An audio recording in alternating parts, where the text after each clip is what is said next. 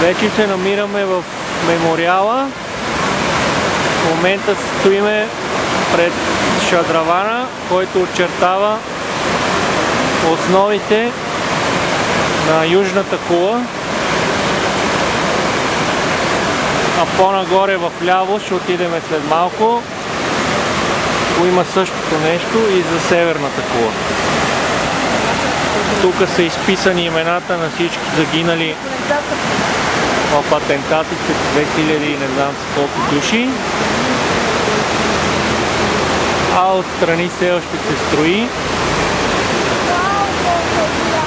Тук отзад, по-близо до Северната кула, бивша е и новата кула.